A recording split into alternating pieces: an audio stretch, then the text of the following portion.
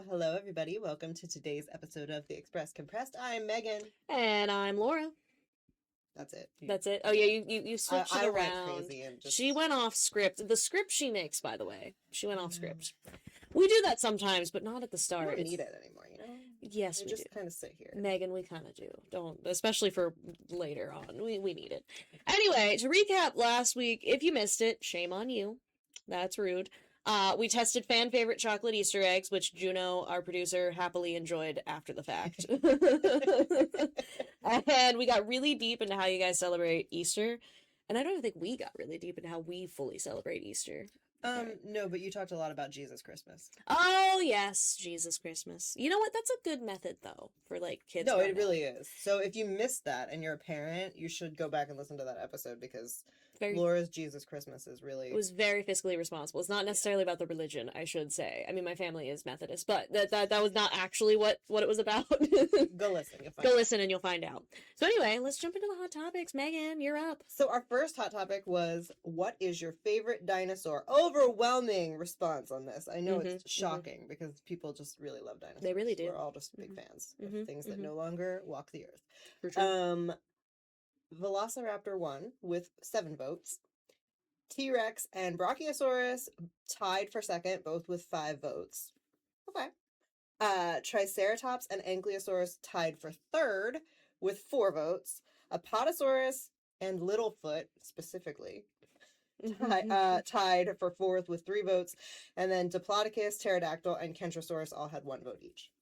I was happy to see Velociraptor because I will say I did not vote on this one because I'm terrible and I suck. But I would pick Velociraptor. However, when you go fictional dinosaur, Littlefoot all the way. That's my boy. Ducky. See, I love Ducky too. Ducky makes me too sad because of the voice actress. I'm not gonna lie. We don't think about the voice actress. We just think about Ducky as I can't help it. I think about it and it makes me really sad. And I do love Ducky. But Littlefoot also gets me because that movie, like, it's amazing how many movies like that. And we'll have to make this a topic of kids' movies from, like, the 80s and 90s that are just so soul-crushing. Yeah, why was that a thing? Also, just, like, dinosaur movies, children's dinosaur movies that are soul-crushing is, like, its own genre. It is. It is. It really is. But, like, that's the thing is, like, that's one of those with Littlefoot is, like, the beginning for poor Littlefoot and that tree star. That's all. Oh, God, I'm going to get emotional. Anyway, I'm glad Velociraptor won because I do love the Velociraptor, especially in, like, the Jurassic Park universe. I love those guys. I'm a big fan of Triceratops. Okay. And Ducky. Whatever Ducky is. Ducky is, I think, a Diplodocus? I think. Maybe. Juno's saying yes. Juno's saying yes, and Juno is actually a dinosaur expert. Juno did give us a little taste of their thoughts on dinosaurs, specifically pterodactyls. They don't like pterodactyls, guys. Not in that family, not their thing at all. And the passion with which they said they do not like them was pretty crazy, and I respect it. I've never really had an opinion on pterodactyls that much, so... They're cool because they fly. That's all I got. That's fair. They're the most well-known one that I know of, like, the flying dinosaurs. Yeah, that's fair. I do have a question. This is not a question that anybody can answer except for maybe Juno, but they have to be quiet. So. How do we know that pterodactyls didn't have feathers and that other flying species of dinosaurs did have feathers? How can they possibly know that? Just like, how? And then yesterday on, I don't know, one of the social media platforms, I saw this, like, thing about how a beaver's tail is, like, when you look at the tail bones of the tail compared to the tail, it kind of makes you rethink how people know that dinosaurs looked like what they did, because, like... Oh, they're always finding out new things. They're always finding out new things about that. We can't know because all we have are bones. Yeah, exactly. I mean, and so they're changing up. They're learning new things. It's like when they figured out, because, you know, Jurassic Park made it very famous, the idea of the roar of a T-Rex. That's not what the T-Rex sounded like. The T-Rex sounded much more terrifying, actually. If you go and listen to that on YouTube, it's because with the bones, they were able to recreate it, like, with the structure, I believe, inside its bones. If you are a science person, you are so cool. Oh, yeah, and that's the thing. Like, they recreated it. The fact that that kind of stuff can be figured out is so cool. I mean, they have to have the right stuff, but yeah, no, if I remember correctly, but if you look it up, it's like this, like, low rumble, and it's kind of where that, like, caveman brain comes in, where you're hearing it, and the thought of being, like, in the pitch black or something and hearing this sound that's like low frequency. Okay, Because it's yeah. kind of like I'd almost compare it to like how a cat has that like purr sound that it makes, that But like low angrier. level. Yeah, it's kind of probably something you'll have to look it up, because will. it is not at all what they say Jurassic Park has going on. Now I love Jurassic Park, it's iconic, but that is not the sound that they believe that they made. They made much more because they were predators. Oh, Juno's saying pterodactyl had fur, not feathers, and it was found on fossils. So there you go. Ooh, okay. Thank you for answering that question. Okay, that makes sense. Yeah, no, but dinosaurs. Sorry. Go ahead. Along that same line, does that mean that the dinosaurs that had feathers, they found feathers on the fossils, and that's how they just like figured out that they had feathers? Yeah, I was gonna Juno's say. saying yes. Yeah, that was functionally it. Because yeah, we didn't think that for the longest time. We thought they were just like, just had like regular scaly skin or something like a lizard, but they really didn't all have that.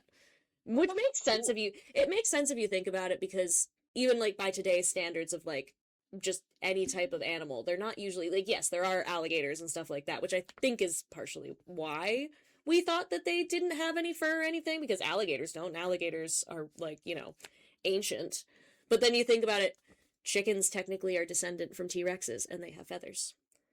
So, it's interesting. Science as a whole is very interesting. I wish I could understand it better. Like the dinosaur science is just like dinosaur science is very intriguing. I used to be like really into dinosaurs. So you're telling me that your son got a love of dinosaurs perhaps from Yeah, I had a listen, for somebody who is not science forward at all, I'm real bad at science. I had a lot of scientific interest growing up. Well, that's the thing. Science as a whole, whether it's the dinosaurs or it's space or anything, it's just really cool. It's really cool. Even if you don't understand the ins and outs, because I find space to be fascinating.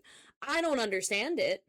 And I like all the people at NASA and the different like space programs and stuff. Good for you guys to know what that is, but I don't. I just think it looks cool, and I love seeing the pictures. Yep. So I think it's really cool that you people that do this are out there doing it. That's like the coolest thing. Oh, 100%. It is very cool. So continue to do it. Keep finding new dinosaurs and new things about dinosaurs for us, the people that do that, and like the space people, all the science people. The continue fans doing of dinosaurs. The fans of dinosaurs, which is a lot of people who participated in our poll. Yeah, and I knew this would be.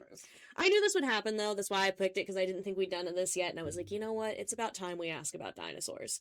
And when I said about that, and Juno heard it and was like super excited, I was like, okay, yeah, we've got it. We're good. We got it. Yep, that was a good one. Anyway, moving on from dinosaurs. The next question we asked was, when the sun is shining, are you in the shade or soaking up the rays? We had 6 votes for shade and 4 votes for rays. I didn't vote again. I always go, I need to click on this, and then I don't. I would pick the shade for the sheer fact that I am a very pale individual. And I will go out for a little bit, but like if you're like I'll sit out for a while. Like best example I can give, it was very beautiful on Saturday, and my family went out to our cabin, and it was very sunny and nice out. We were sitting on the deck out there, and I was sitting outside for a while, but then I could start to feel that feeling you get, that little itchy burn feeling when you know that you've made a mistake. Yes. So I went inside. So hear me out. Sunscreen. I forgot about sunscreen because it's that time of year, okay? I understand. I just forgot because it's still, I'm in that weird, I mean, today's like 30 degrees out right now. Like, I'm still getting into the system. And my sister did the same thing, which, by the way, Emily, you're welcome. You should thank yourself for reminding me about this. My sister did not do what I did. See, I realized, I made a mistake. I need to go inside for a little bit. So I went inside and played, like, Go Fish with people for a little while indoors. Emily did not, because Emily didn't notice. And she sat out the whole time, and she's a little red. I think it's faded, but she her arms, like when we left, and her face, like she was very red because she just didn't notice. So it's like, which I was shocked by, because she's always bragging about how she always has her sunscreen and doing this and that. And sometimes the sun gets you unexpectedly. It As does. somebody who sits in the sun safely, most of the time safely, so just to be clear, skin cancer is real, and I do wear sunscreen and hats, and I protect myself, but I'm going to be in the sun unless it's like 95 degrees. Then I'm probably not going to be in the sun. That's fair. But sometimes it sneaks up on you. When I went to visit my friends in North Carolina, when she abandoned me, we ate breakfast outside for like 10 minutes, and we all got really very burnt very quickly. That's fair. Very burnt. I have the worst farmer's tan of my life, and I'm just like waiting for it to peel off. So now it's not going to. The universe is gonna say no. No, it can't sneak up on you, but it was just interesting because like I somehow usually I'm the one that ends up burning, and she doesn't. And so it was very interesting that I actually noticed the signs of a sunburn and said, I need to go indoors. And she's like, why didn't you tell me? I'm like, because you're usually so prepared. I never think that I need to tell you. Because it's a point of pride for you that you always have your sunscreen and stuff. So I'm like, okay, she's fine. I'm the younger sister. I don't have to pay attention to those things.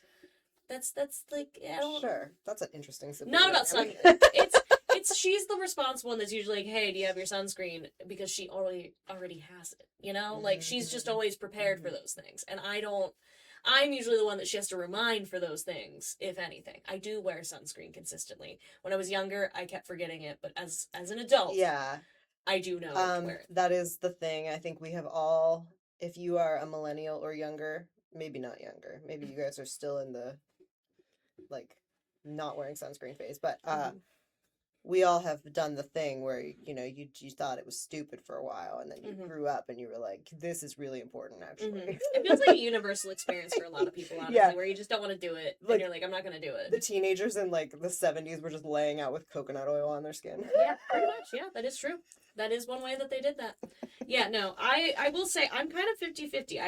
I would pick shade, but I do like to try to be out in the sun for a little while. Like, I have my hammock on my front porch, and it usually is in the sun, and I'll go out and lay on that for a while until I start to feel a little too hot, and then I'll just go to one of the chairs that's in the shade for, like, I'll go back and forth. Yes, I think that's correct, but I don't avoid the sun. I like the sun, especially, like, now in the spring when being in the sun is when you feel nice and toasty. I'm going to be in the sun to feel nice and toasty. When it gets hot in the summer, then I'm probably going to be more in the shade. True. That's valid. Anyway, moving on. What is your favorite fruit? Also a lot of participants. You guys really love dinosaurs and fruit. I'm all for it. Both fantastic things.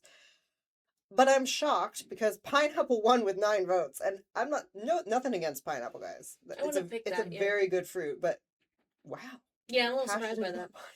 Very passionate about pineapple. Watermelon came in second with 8 votes.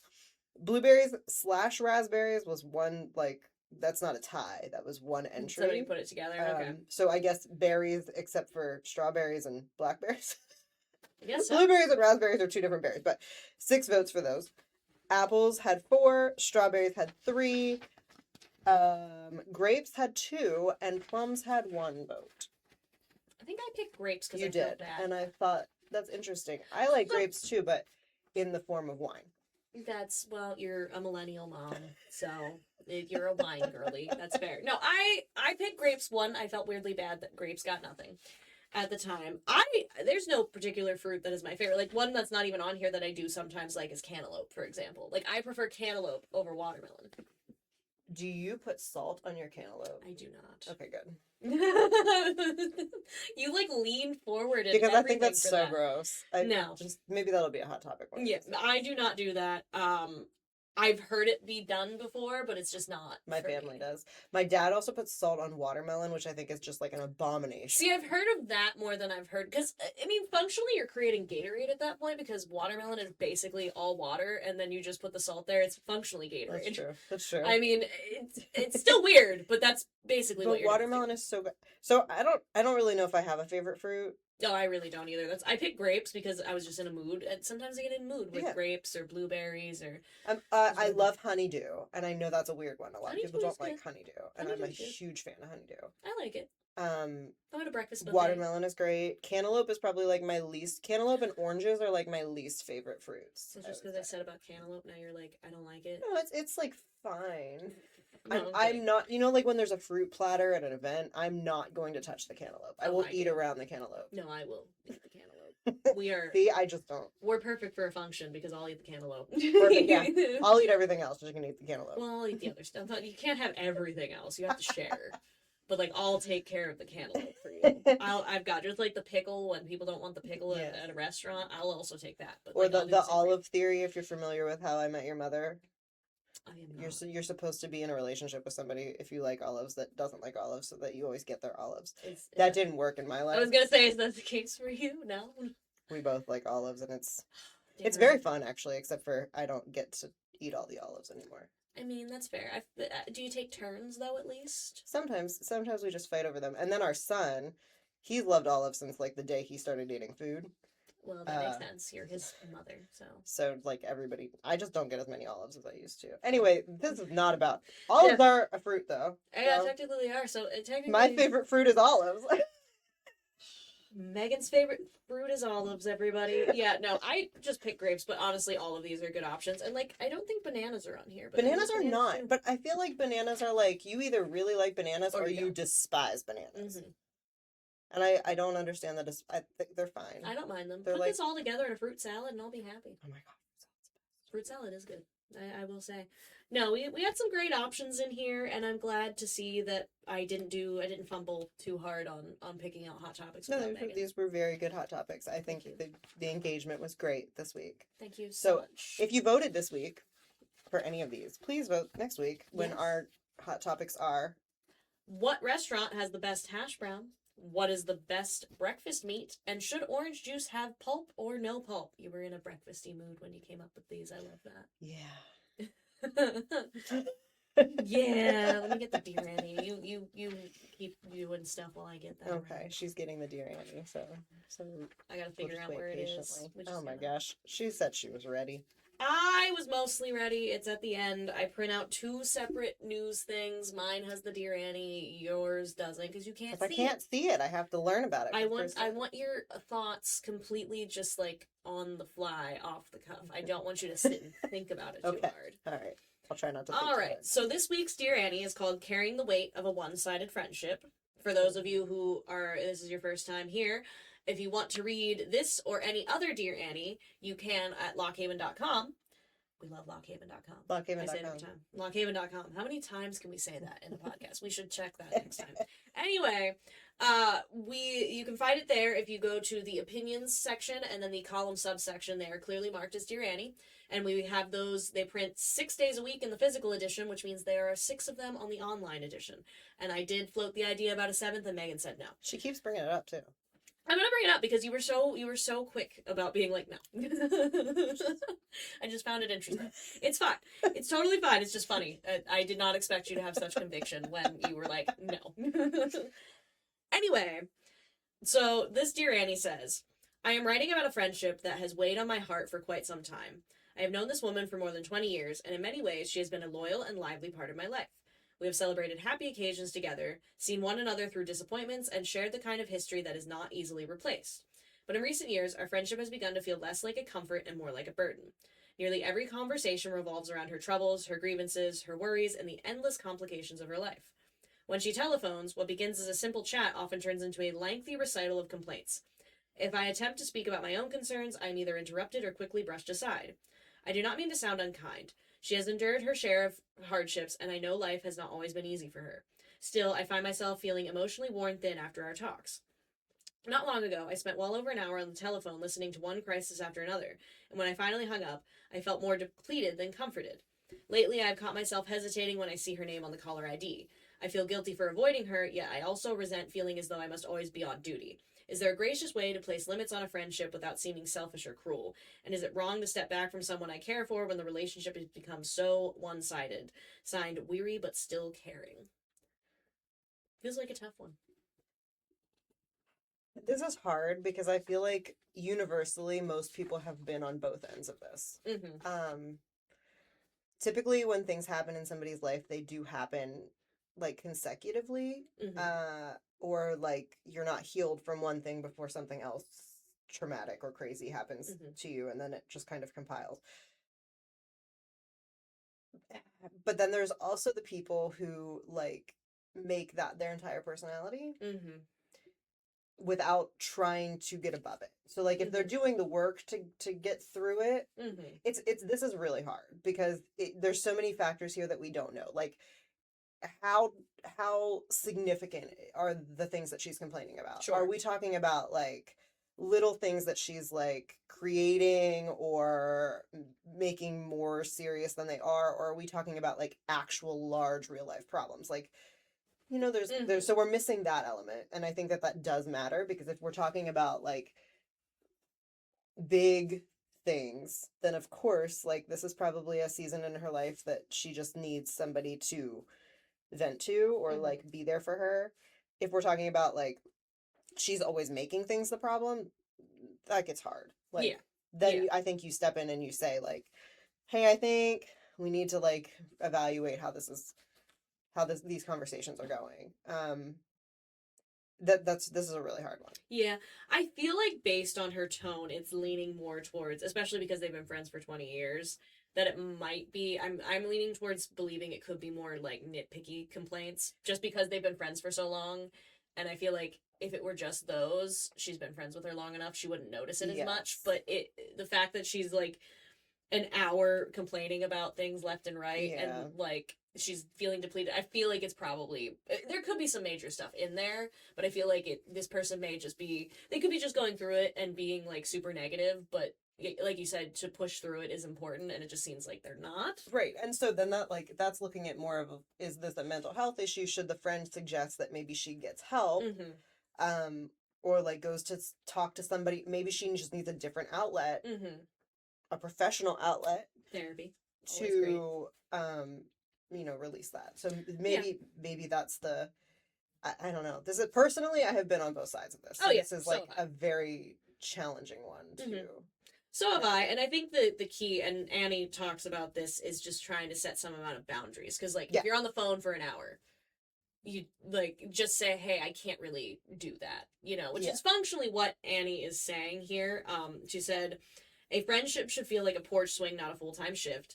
You should feel at ease around your friends, and the energy you put into being there for them should come back to you. Caring for someone does not mean handing over all your emotional real estate. It is perfectly all right to shorten the calls, speak up kindly, and protect your peace. You can be compassionate without becoming her complaint department. Setting boundaries is so important for friendships, which is why my newest book, Out of Bounds, is devoted to the topic. She's shameless plug. Yeah, she's plugged Out of Bounds a lot, actually. In the past, it says, it may seem difficult to set them at first, but without boundaries, there is no structure to maintain healthy relationships. Next time your friend calls and begins unloading on you, tell her, I care about you, but I only have a few minutes to talk. That is not at all cruel or selfish. That is called setting a boundary, and even good manners need one.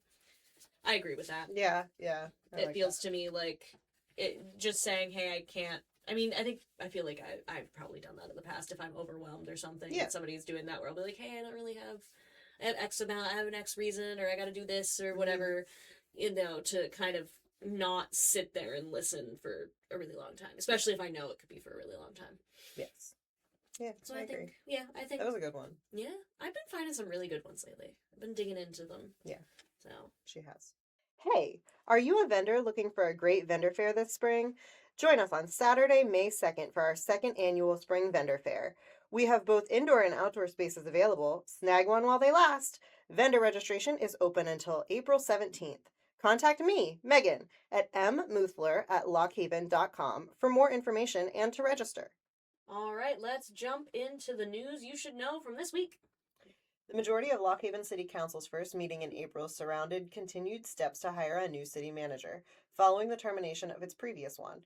On Monday night, Council approved an ordinance for the city manager, which offered an outline of the manager's duties, among other items. It also reviewed a potential job description. No action was taken to give the hiring committee time to review and fine-tune it before Council's next meeting. Local lawmakers warned Tuesday that rural population decline, workforce gaps, and infrastructure challenges are threatening Pennsylvania's long-term economic momentum. During the Chamber of Business and Industry of Center County's annual legislative breakfast at the Penn Stater Hotel and Conference Center in State College, state lawmakers and Congressman Glenn G.T. Thompson outlined policy priorities aimed at addressing those issues, including agricultural legislation, education investment, and economic development initiatives. The event featured conversations with Thompson, State Rep. Paul DeCack, and State Senators Chris Dush and Wayne Langerholk, moderated by CBICC President and CEO Greg Scott. Briar Delaney, an 8th grader at Central Mountain Middle School, was recently selected to represent the Northeast at the 2026 USSSA All-American Games, a national fast-pitch softball event in Viera, Florida. Delaney, 14, earned her spot on the roster in March at a regional tryout in Pittsburgh, where she finished first overall in hitting in her age division. Delaney was one of 96 athletes evaluated at the Pittsburgh tryouts, where players were tested on a variety of categories. The tryout was one of several held nationwide as part of the organization's selection process. PA CareerLink Center County and the Chamber of Business and Industry of Center County, in partnership with State College and Center County government, will host the Center County Spring Job Fair on Thursday, April 23rd from 1 to 4 p.m. at C3 Sports, 200 Ellis Place, State College. This event is expected to bring together over 100 employers and at least 300 job seekers exploring full-time, part-time, seasonal, remote, hybrid, entry-level, and experienced roles across a broad range of industries, including healthcare, education, government, technology, hospitality, public safety, construction, manufacturing, transportation, social services, financial services, engineering, and more. That's a lot. That is a lot. Laura now has more news. More of that in 60 seconds or less. Here we go. Center County proclaims April Sexual Assault Awareness Month. City Council okays multiple use requests. Bellefontaine catches 21-inch rainbow trout on opening day. Local Veterans Service nonprofit receives $7,000 donation through State Treasurer's Office. KC, Keystone Central, approves separation agreement, release of super from contract. PA unemployment rate drops slightly in January. To read about these stories and more, you can find them on our website. What is it? Lockhaven.com. If you don't know our website by now, I'm very disappointed in you. Anyway, let's jump in from the news you should know locally to pop culture pop-up. Megan, what do you have for us? It's not a really busy week. It was pretty hard to find stuff, actually. But Aubrey Plaza is expecting her first child with Christopher Abbott, and I'm really excited for her because I think I don't think she's been through it. Yeah, she has. It's weird to me. I'm excited for her, but the concept of Aubrey Plaza, like, being pregnant and, like, being a mom weirdly is just... I think it's just because her April Ludgate character from Parks and Rec is just burned into my brain so hard, and to be honest, when they had April have a child that felt so, like... not in character for her. Fair, I guess. Like, I don't know. I'm happy for her, but I just didn't. I don't know why my brain never considered the concept that Aubrey Plaza could, like, get pregnant and have a kid at some point. I don't know. It's weird. I know, but I'm very excited for her. It's just when I saw that, I was like, huh, wait, what? Yeah, she can do that, and I'm like, yes, of course she can. Logic brain had to kick in. A little bit where I was like, oh, right, she can do that. I'm very excited for her. Yay, Aubrey. I'm happy that she did go through it there. It's always good to see people have happy things happen after tragic, horrible things. Savannah Guthrie returned to the Today Show talking about tragic, horrible things. She's back and she's doing really well, and I would not be able to do that, so good for her. Absolutely not. I probably would have quit my job. No, I don't think I could have come back. Like, worked at McDonald's. Especially at the point at which they're still looking for her mom, I believe. I don't think the thing about it is, and this is, like, so weird, and I'm not going to get into, like, the weirdness of how I can't even believe that they're still looking for Nancy. Like, it doesn't seem like it should have gone on this long. But what is probably inevitably going to happen is this is going to be major breaking news in, like, a year, maybe, where they find her or something. There's a development. And now Savannah is back in that role where that is her job again. Yeah. No, I couldn't do it. Because that is going to happen probably at some point, and hopefully she just is not there to defend. Yeah, speaking as somebody who obviously works in a news industry, and, like, that could happen. Right. To me, even. Yes. Like, the concept of that is very terrifying, that something, like, an accident or something involving a loved one could happen, and I would learn about it. Like, it is terrifying to that, because then what do? You have to report on stuff, and it is a lot. So, I feel really, I hope, too, that maybe it's, like, an evening news thing, because I know she's in the morning. So, hopefully, that can be an evening thing for her, if that happens. I'm glad she's back. Yes. For her and for everybody, I'm glad that she's back. That's all I have for pop culture stuff, but we have recalls because, we haven't had recalls in a while. This one's funny. Wawa has recalled several beverages of their beverages. So both the diet and regular lemon iced teas, the diet lemonade and fruit punch, they have all been recalled due to the fact that they might contain an undeclared allergen. But here's the funny part. The allergen is milk. How did you accidentally get milk in there, guys? Like, none of those things should even remotely have... That feels like they had to have been using a machine that, like, they switched the stuff out in whatever machine it is and did not clean it properly or something. Ew! I don't know if that's what it would. That's what I would. The only reason I'm Gross. speaking loudly for Juno. I'm so sorry. I realized I was shouting more. She could see her little light go red. I could see my light go red. I'm so sorry, but that feels like it's like a mechanical thing, because we all know that this is like, these products are like pumped in like. I'm sure that's it. So that's still disgusting. So like a machine wasn't cleaned, milk. Oh, just nasty. Yeah, the concept is very gross. Raw Farm has recalled cheddar cheese for E. coli. Raw Farm is some kind of cheese brand. I don't think that we buy it here, so I've never heard of it, so nobody worry about it. But it's also E. coli, so that's a big one. And then Graco has recalled the Snug Ride turn and slide car seats that were sold from January to March of this year because of a structural issue. So if you have that car seat or know anybody who has that car seat, it's the one that like you can turn it to the side. It's the infant seat. You should probably look into that. You probably got something in the mail. We had car seats that were recalled, and we got. I was gonna say, didn't you have one like that's fun? Yeah, but it's not Graco. I would say, I just remember theirs are expensive. Yeah, that makes sense.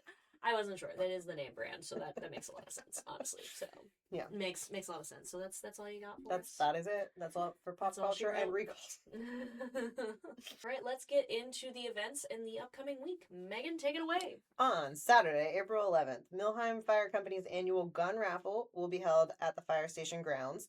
Tickets are $10 each or $3. Or 3 for $20.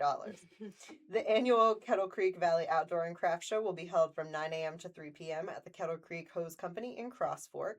KBR Bingo benefit to help Woolwich Little League will be held at 1 p.m. Doors open at 11 a.m. On Sunday, April 12th, Howard Grange is having a cash bingo at the Howard Fire Hall. Tickets are $20 in advance or $25 at the door. Doors in the kitchen open at noon, and bingo starts at 2 p.m. The center ballroom dancing will be held at Lambert Hall in Bellefonte from 2 to 5 p.m. Cost is $10 per person. KBR Bingo will hold a benefit to help Angel Caprio in his fight against liver cancer. Doors open at 11 a.m. and bingo starts at 1 p.m. On Monday, April 13th, Beach Creek Water Authority will be flushing hydrants in the Beach Creek area between 7 a.m. and 3:30 p.m. Jersey Shore Area Joint Water Authority will be testing and flushing water hydrants on until I was like, that doesn't make sense. Until April 22nd, beginning on the 12th, 13th. Sorry. Wingate Faith Church's pot pie sale starts at 4 p.m. until gone at the church. Hammer chicken pot pie is sold by the court for $9. Pot pie comes in freezable containers and pre-orders are recommended by calling. Cash bingo will be held at St. John's Catholic School in Bellefonte to benefit the Bellefonte Knights of Columbus. Doors will open at 6 p.m. with bingo starting at 7 p.m. The cost to play is $20 for 20 games. The award-winning international documentary Children in the Fire will be shown at 6:30 p.m. in the Hamblin Hall of Flags, Robinson Hall, on the campus of Commonwealth University, Lock Haven. On Tuesday, April 14th, the Beach Creek Water Authority will be flushing hydrants in the Blanchard area between 7 a.m. and 3:30 p.m. A Red Cross blood drive will be held from 12 to 5:30 p.m. at Wingate Faith Church along Runville Road, Bellefonte, behind the Sheet Store in Wingate. A Writers Network will host Andrew Akers at 6:30 p.m. at the Schlow Library Community Room. Doors open at 6 p.m. And the Alzheimer's and Caregivers Support Group will meet from 7 to 8 p.m. at Covenant United Methodist Church at 44 West Main Street, Lock Haven. On Wednesday, April 15th, a Red Cross blood drive will be held from 12:30 to 6 p.m. at the Urick Center in Howard.